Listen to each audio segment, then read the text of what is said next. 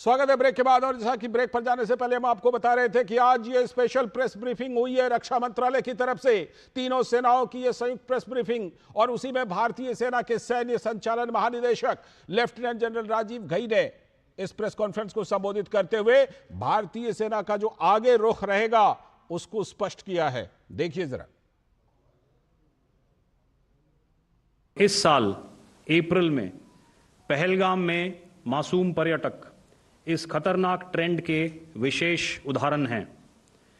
पहलगाम तक पाप का यह घड़ा भर चुका था। उसके बाद जो हुआ उसके बारे में हम कल विस्तार में बातचीत कर चुके हैं। क्योंकि आतंकियों पर हमारे सटीक हमले लाइन ऑफ कंट्रोल और इंटरनेशनल बाउंड्री को पार करे बिना किए गए थे, हमें पूरा अंदेशा था कि पाकिस्तान का वार भी बॉर्डर के उस पार से ही होगा। इसलिए हमने अपनी एयर डिफेंस की पूरी तैयारी पहले से ही कर ली थी। हमारी इन्वेंट्री में शामिल counter manned aerial systems, electronic warfare के साधन और एयर डिफेंस वेपन्स का इंडियन एयरफोर्स के इसी प्रकार के सिस्टम्स के साथ एक अनोखा मिश्रण किया गया। तो यह जानकारी इस प्रेस कॉन्फ्रेंस में दी गई। और साथ ही प्रेस कॉन्फ्रेंस में भारत और पाकिस्तान के बीच चल रहे तनाव के बीच आज एयर मार्शल ए के भारती ने कहा कि हमारी लड़ाई आतंकवाद और आतंकवादियों के खिलाफ है, इसीलिए हमने पहले आतंकवादियों के ठिकानों पर ही हमला किया था। उन्होंने यह भी कहा कि पाकिस्तान को जो नुकसान हुआ उसके लिए वो खुद जिम्मेदार है। हमारी लड़ाई आतंकवाद और आतंकवादियों के खिलाफ थी, इसलिए 7 मई को हमने केवल आतंकवादी ठिकानों पर ही हमला किया था। पर अफसोस इस बात का है कि पाकिस्तानी सेना ने आतंकवादियों का साथ देना उचित समझा और इस लड़ाई को अपनी लड़ाई बना ली। इस परिस्थिति में हमारी जवाबी कार्यवाही अत्यंत आवश्यक थी और इसमें उनका जो भी नुकसान हुआ वे खुद इसके लिए जिम्मेदार हैं। हमारी तरफ से हमारी एयर डिफेंस सिस्टम्स देश के लिए दीवार की तरह खड़ी थी और इसको भेदना दुश्मन के लिए नामुमकिन था। हमारे संवाददाता अखिलेश शुभन इस प्रेस कॉन्फ्रेंस में मौजूद थे, उनसे सीधे जुड़ते हैं। अखिलेश, प्रेस कॉन्फ्रेंस की कुछ बड़ी बातें तो हमने अपने दर्शकों को बता दी है, लेकिन जरा बताइए कि यह बिल्कुल विस्तार से प्रेस कॉन्फ्रेंस किया गया, तीनों सेनाओं का यह संयुक्त प्रेस कॉन्फ्रेंस रक्षा मंत्रालय के द्वारा, किन किन बातों को आज विशेष रूप से स्पष्ट किया गया? क्योंकि कल भी प्रेस कॉन्फ्रेंस किया था सेना ने, आज के प्रेस कॉन्फ्रेंस में विशेष रूप से कौन कौन सी बातों को ज्यादा स्पष्ट किया गया, जो बड़ी बातें रही? अखिलेश, देखिए, सबसे महत्वपूर्ण बात तो एन भारती ने कहा, जो एयर वाइस मार्शल है, उन्होंने कहा कि भय के बिना प्रीति नहीं होती। तो लोगों ने सवाल पूछा था, तो इसीलिए उन्होंने कहा कि भय के बिना प्रीति नहीं होती और आगे भी अगर ऐसी स्थितियां आएंगी तो भारत उसके लिए तैयार है। निश्चित तौर पे उनके कहने का मतलब, या जो वाइस एडमिरल थे या जो डीजीएमओ थे, हमारे तीनों को कहने का मतलब ये था कि हमने ऐसी चाक चौबंद व्यवस्था की थी कि अगर वो लैंड मार्ग से अगर हमला करने की कोशिश करते या अगर एयर मार्ग से हमला करने की कोशिश करते या अरब सागर की तरफ से अगर उनका कोई विमान कोई मिस एडवेंचर करने की कोशिश करता, तो हमने वो पूरा चक्रव्यूह रच रखा था। हमारी नेवी खड़ी थी अरब सागर में, और अरब सागर में अगर उधर से किसी भी विमान को आने जाने की इजाजत नहीं दी। मतलब इस तरह का अभेद वो दुर्ग तैयार किया गया था कि न तो पाकिस्तान का कोई जहाज वापस आ सकता था, न इधर से जा सकता था, न ही कोई अवांछित जहाज उधर से आ सकता था। तो एक तरीके से उन्होंने आज पूरी ऑपरेशनल डिटेल्स बताए कि उस ऑपरेशनल डिटेल्स में उन्होंने तरह चित्र भी दिखा है। जो चित्र आपको स्क्रीन पे दिखा भी रहे हैं, जी, वो जी। चित्र उन्होंने ये दिखाया कि देखिए कहाँ कहाँ डैमेज हमने पाकिस्तान को किया है, उस डैमेज की उन्होंने पूरी जानकारी दी। ये हम कथाओं और किंवदंतियों में नहीं कह रहे हैं। जिस तरह का पाकिस्तान कई बार सोशल मीडिया का सहारा लेकर साबित करने की कोशिश करता है कि वो बड़ा डैमेज उन्होंने भारत के खिलाफ किया है, लेकिन हम किंवदंतियों और उन सोशल मीडिया की बजाय हम पूरी तरह से चित्र दिखाकर, पिक्चर दिखाकर और वीडियो दिखाकर आज उन्होंने पूरी तरह दिखाया कि किस किस तरीके से उनके इंफ्रास्ट्रक्चर को नेस्तनाबूद किया गया और उनके अंदर एक भय पैदा किया गया। कहने का मतलब ये कि पाकिस्तान जो रोते गाते पहुंचा है अंतर्राष्ट्रीय ताकतों के पास, तो इसलिए पहुंचा है कि उसको भय हो गया था कि अब ये संभलना मुश्किल हो जाएगा। अगर एक दिन से ज्यादा और चल गया तो पाकिस्तान के लिए बहुत मुश्किल हो जाएगी। और इसीलिए उनके डीजीएमओ ने पहले फोन किया और उसके बाद हमारे डीजीएमओ से रिक्वेस्ट किया, पॉलिटिकल स्तर पे ये तय हुआ कि ठीक है, हमारा जो ऑपरेशन था, ऑपरेशन सिंदूर का जो पहला भाग था, वो भाग था कि आतंकवादियों के जो ठिकाने हैं, जो 9 मेजर ठिकाने आतंकवादियों के हमारे पास उसके जो कोऑर्डिनेट्स मिले थे, उन सारे कोऑर्डिनेट्स के मुताबिक हमने लैटिट्यूड और लॉन्गिट्यूड करके और प्रिसाइज जो हमला किया गया और प्रिसाइजली उनको नेस्तनाबूद किया गया। उनका कहने का मतलब यही था कि हमारी लड़ाई जो प्रधानमंत्री नरेंद्र मोदी ने घोषणा की थी, वो था कि आतंकवादियों के ठिकाने को नष्ट करना है, आतंकवादियों को सहयोग देने वालों को नष्ट करना है और उन सारे लोगों को निरुत्साहित करना है जो लोग आतंकवादियों को सहयोग कर रहे हैं। तो वो पहला फेज हमारा खत्म हुआ था।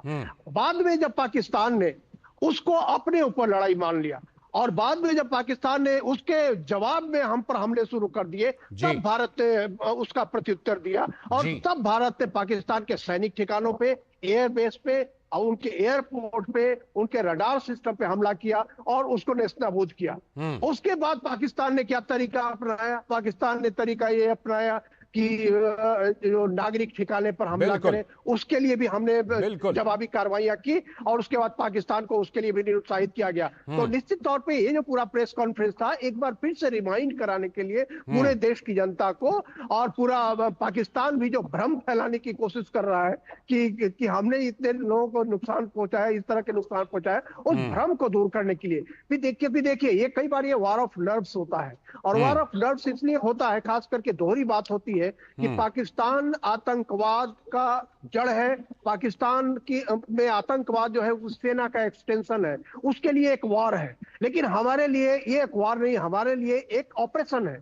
ये ऑपरेशन हमने आतंकवादियों के खिलाफ किए थे और इसको हमें बार बार ये बताना था कि ये ऑपरेशन हमारा सफलता पूरा हुआ है और उसके बाद जो भी कार्रवाई हुई वो पाकिस्तान चूंकि उनके पक्ष में खड़ा हो गया, इसलिए हमने ये कार्रवाई। बिल्कुल अखिलेश, एक बात और अखिलेश, ये तो हुई कि अब तक की जो कार्रवाई रही है उसमें भारतीय सेना ने बिल्कुल साफ किया था। ऑपरेशन सिंदूर को जिस दिन अंजाम दिया था, उसी दिन भारतीय सेना की तरफ से साफ कहा गया था कि अगर पाकिस्तान अब इसको बढ़ाना चाहेगा तब हम बढ़ाएंगे, नहीं तो आतंकियों के ठिकानों को तो हमने ध्वस्त कर दिया। लेकिन पाकिस्तान ने सीज फायर का उल्लंघन किया, भारत के नागरिक ठिकानों पर हमले किए, तब जाकर के सेना ने यह कार्रवाई की। हमारे साथ हमारे संवाददाता विशाल बैरिस्टो भी जुड़े हुए नजर आ रहे हैं और साथ में मेजर जनरल ध्रुव सी कटोच जी जो डायरेक्टर इंडिया फाउंडेशन के हैं, वो भी हमारे साथ जुड़ चुके हैं। बहुत बहुत स्वागत सर, ध्रुव कटोच सर आपका। मैं विशाल से जरा एक सवाल लेकर के फिर आपके पास आता हूं और अखिलेश जी भी बने हुए हैं। विशाल, जो ये प्रेस कॉन्फ्रेंस में तमाम बड़ी बातें कही गई कि क्या कुछ किस तरह से ऑपरेशन सिंदूर के तहत किया गया, हासिल किया गया, कल भी इस बारे में बताया गया था, तो ये मोटे तौर पर जो पाकिस्तान की तरफ से एक प्रोपेगेंडा वॉर भी चल रहा है, पाकिस्तान में खामखा जो वो अपनी तरफ से कह रहे हैं कि हम जश्न मना रहे हैं, तो ये जश्न का सप्ताह मना रहे हैं, उन सब प्रोपेगेंडा का बिल्कुल माकूल जवाब दिया गया इस प्रेस कॉन्फ्रेंस में विशाल, और वो भी ठोस सबूतों के साथ।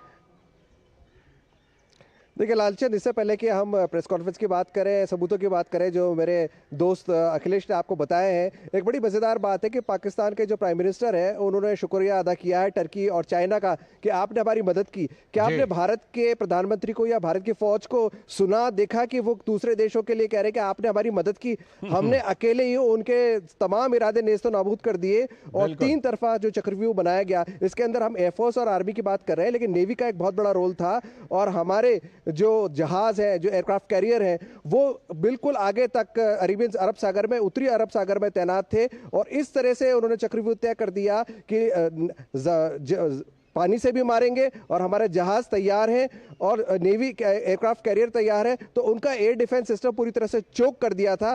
और ऐसे में जब प्राइम मिनिस्टर पाकिस्तान के कहते हैं कि भाई आप लोग का शुक्रिया, आपने हमें बचा लिया, तो इस बात से बात साफ हो जाती है कि भारत ने अगर सैन्य ठिकानों पर हमला कर दिया होता तो पाकिस्तान की क्या हालत होती। जी बिल्कुल बिल्कुल, वो तो तस्वीरें बता रही हैं। तस्वीरें कहते हैं ना कि एक तस्वीर हजार शब्द बोलती है। मेजर जनरल ध्रुव सिंह कटोचर, एक तस्वीर हजार शब्द बोलती है और वीडियो तो पता नहीं कितने हजार शब्द बोल जाती है ना। तस्वीरें भी जारी की गई, वीडियो भी जारी किए गए और उसमें यह बिल्कुल साफ हो गया कि जो युद्ध का बदलता हुआ तरीका है, सैन्य कार्रवाई का जो बदलता हुआ तरीका है सर, आज की तारीख में क्या होता है? ड्रोन का इस्तेमाल, मिसाइल का इस्तेमाल, एयर डिफेंस सिस्टम का इस्तेमाल। क्योंकि अब वो 90 के दशक या फिर उसके पहले वाले दौर से काफी बदल चुका है। इसमें भारत ने इस दौरान यह साबित कर दिया, तस्वीरों के जरिए भी और वीडियो के जरिए भी सर, कि इस बदले हुए समय में, बदली हुई तकनीक में भारत की सुपीरियरिटी दुनिया ने देख ली। भारत के एयर डिफेंस सिस्टम को, भारत के बिल्कुल प्रिसाइज अटैक को, जिस तरह से एकदम अचूक निशाने के साथ भारत ने हमला किया। धन्यवाद लालचंद जी। देखिए, आजकल का जो युद्ध है, ये मॉडर्न युद्ध है। एक तो जमीन के ऊपर लड़ा जाता है, जमीन, आसमान, समुंदर के ऊपर, लेकिन दूसरा युद्ध एक साथ नैरेटिव पर भी चलता है। तो ये तो हमारे तीनों डीजीएमओस ने तो साफ कर दिया कि जमीन के ऊपर क्या हुआ और किस प्रकार से भारत ने उनको नष्ट कर दिया था।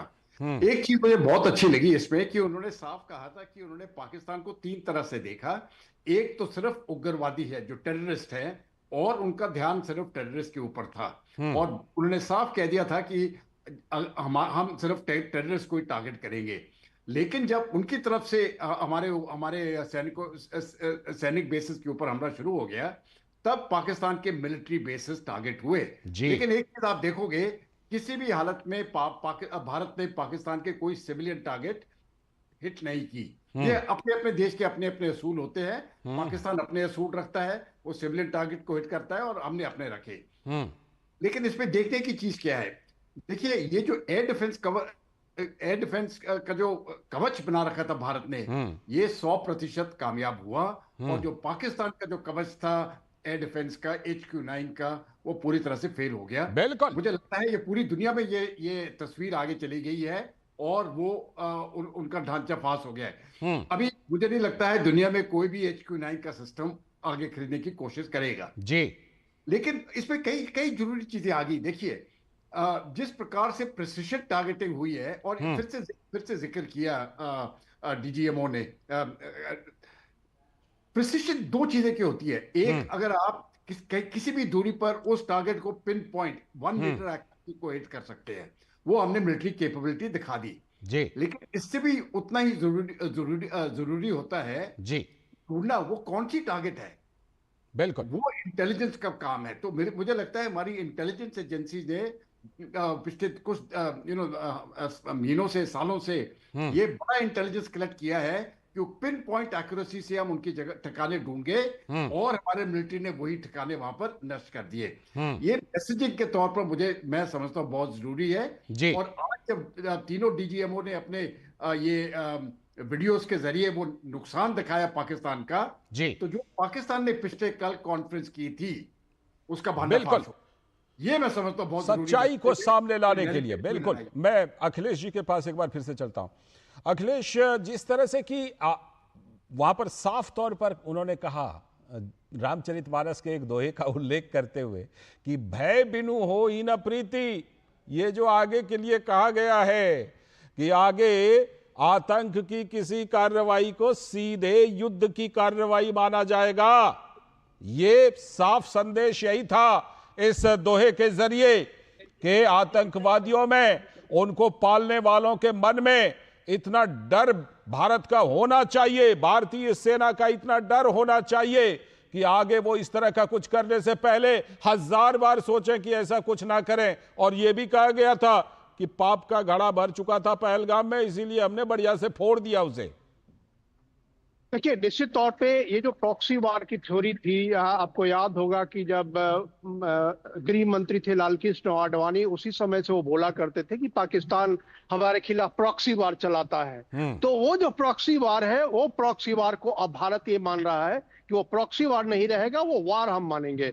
मतलब जो वार डॉक्ट्रिन है भारत की, उस वार डॉक्ट्रिन को नई तरीके से अपडेट किया गया है और उस अपडेशन में ये माना गया है कि चूंकि देखिए, हम मान रहे हैं कि आतंकवादी जो पाकिस्तान के हैं वो पाकिस्तान की सेना के एक्सटेंशन है, वो पाकिस्तान के पूरे एस्टेब्लिशमेंट के पार्ट है, वो पाकिस्तान से उनको फंड मिलता है, उनकी सरकार से फंड मिलता है। तो निश्चित तौर पे उसका कोई भी हमला माना यह जाएगा कि वो पाकिस्तान की सरकार की तरफ से किया गया हमला है। वो अब नहीं माना जाएगा कि वहां के कोई वॉलंटरी ग्रुप है, वहां का कोई दयानतदार ग्रुप है जो वहां के लोगों को के लिए चंदे इकट्ठा करता है और उसके लिए काम करता है। नहीं, अब वो पता हो गया, वो मिलिट्री एक ऑर्गेनाइजेशन है, मिलिट्री आउटफिट है पाकिस्तान का।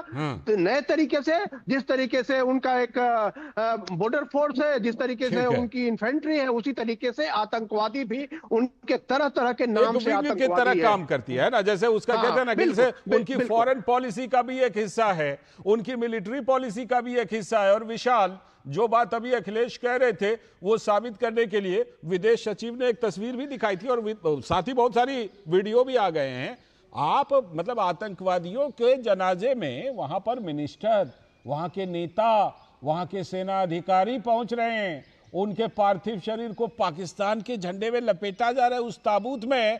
तो अब कहने को और रह ही क्या जाता है, दुनिया ने वो चीजें देखी हैं और उम्मीद है कि अब दुनिया कम से कम उन चीजों को देख करके मानेगी कि पाकिस्तान किस तरह का देश है, वहां आतंकवादी पलते हैं या वो वास्तव में खुद ही एक आतंकवादी देश है। विशाल,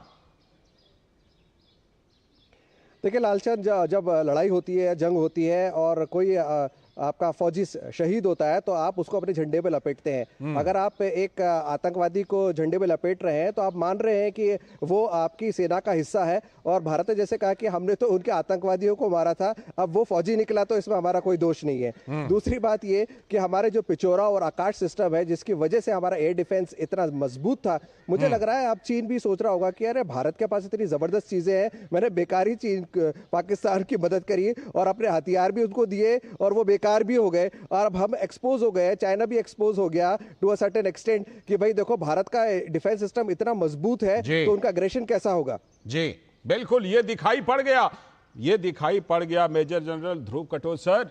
जिस तरह से पाकिस्तान नंगा तो पहले से था, लेकिन जो ये तस्वीरें, ये वीडियो, इसने पाकिस्तान को दुनिया के सामने और बेनकाब कर दिया। अब कम से कम दुनिया और ज्यादा शिद्दत के साथ ये समझेगी कि पाकिस्तान आतंकवाद को सिर्फ पालता नहीं है, बल्कि पाकिस्तान और आतंकवाद एक दूसरे के साथ कहीं ना कहीं जुड़े हुए हैं और पूरी तरह से जुड़े हुए हैं। अगर वो भविष्य में अपना सुधार कर लेता है तो बड़ी अच्छी बात, नहीं तो और ज्यादा ये चीज सामने आएगी और भारत तो खैर ठोकता रहेगा। भारतीय सेना तो बोल ही चुकी कि ठोकते रहेंगे हम। ये मैं समझता हूं, ये नई पॉलिसी अभी शुरू हो गई है भारत की, कंपेलेंस की हम मजबूर करेंगे पाकिस्तान को बिहेव करने के लिए, और अगर वो अपना रास्ता नहीं बदलता है तो उसको सजा मिलती रहेगी। देखिए, मुझे लगता है अभी तक तो पाकिस्तान की पब्लिक को पूरी तरह से ज्ञान नहीं हुआ है, लेकिन जल्दी ये सोशल मीडिया आजकल इतना फैला हुआ है, उनकी पब्लिक को सच्चाई बहुत जल्दी मालूम हो जाएगी। और आप देखिए, जैसे ही उनकी पब्लिक को ये सच्चाई मालूम हो जाएगी तो उनकी जो मौजूदा सरकार है शहबाज शरीफ की, और जो उनकी मिलिट्री है जनरल मुनीर जिसको हेड कर रहे हैं, इन दोनों के लिए मुझे लगता है बहुत मुश्किलें हो जाएंगी। लेकिन आपने चीन की बात की तो मुझे लगता है चीन के भी अभी बहुत प्रॉब्लम्स बढ़ जाएंगे। चीन कई सालों से सोच रहा है ताइवान के ऊपर हमला करना। अभी मुझे लगता है ताइवान का भरोसा बहुत बढ़ जाएगा। वो बोलेगा अगर चीन के हथियार ही ऐसे हैं, हथियार जब फुस हो जाएंगे तो ताइवान का तो आत्मविश्वास बढ़ेगा ही, तो उनका तो बहुत विश्वास बढ़ जाएगा। बिल्कुल। और अभी मुझे लगता है कि चीन 10 बार सोचेगा ताइवान के ऊपर हमला करने के लिए। ताइवान के साथ साथ सर मुझे लगता है चीनी हथियारों को जिन्होंने भी अपने यहां लिया है वो भी चिंता में जरूर पड़ गए होंगे दुनिया भर के देश। बिल्कुल सही। हाँ ठीक है, शुक्रिया शुक्रिया सर जुड़ने के लिए, मेजर जनरल ध्रुव सिंह कटोच जी जुड़ने के लिए, अखिलेश जी जुड़ने के लिए, और विशाल आपका भी जुड़ने के लिए बहुत बहुत शुक्रिया इस चर्चा में। तो अभी हमने बात की कि किस तरह से ऑपरेशन सिंदूर के